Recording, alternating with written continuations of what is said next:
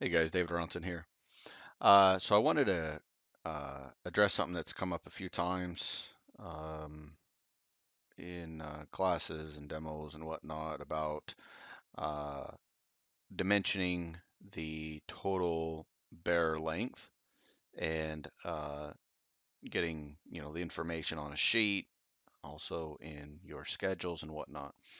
So um, just to start off, I guess, with the problem is that you don't have the ability to snap to the total to the outside of the bear. So we can snap from the center of the rod, okay, to the center of the rod, but there's a lot of lack of ability for us to snap to much else, okay.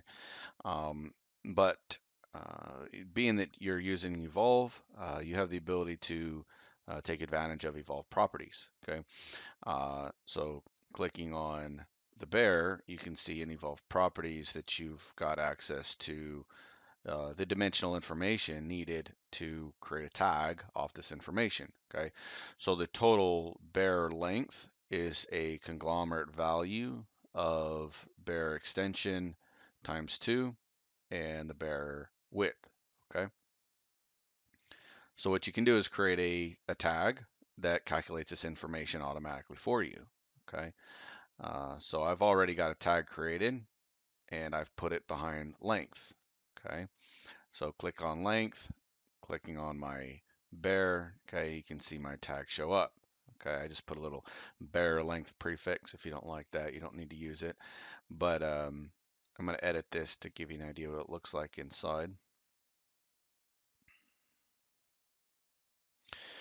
The bear total bear length is not a parameter that you can find over here. Okay, that is a calculated parameter that is taking bear extension and bear width and combining them together to give me one single parameter. Okay, so I'm going to edit this through this button here.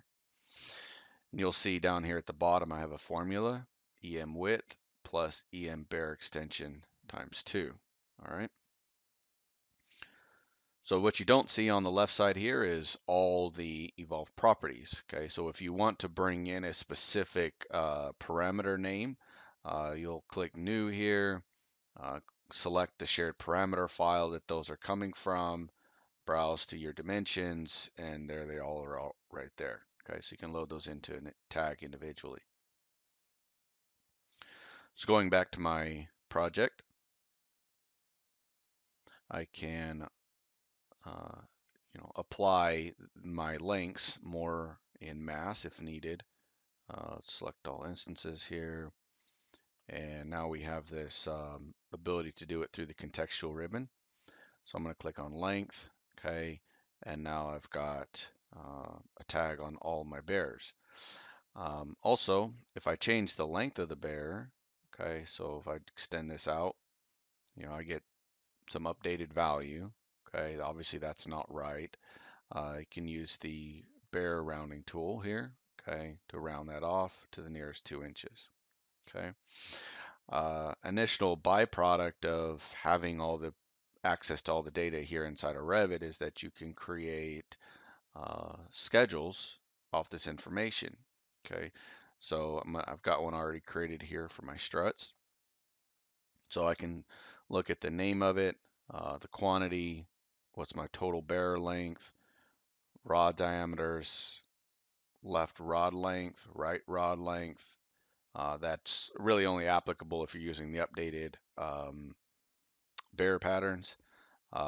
Then you have the supported width and the supported depth. Just a lot more access to data through eVolve properties. I can still, of course, use normal fabrication reports. Okay, here we've got this is the report that you see here is going to come from eVolve Origins, but all the exact same data reflected in fabrication reports. So that way it doesn't really matter, honestly, if you want to create schedules off this information or if you want to use fabrication reports. The information is accessible to you whichever your preferred method is there.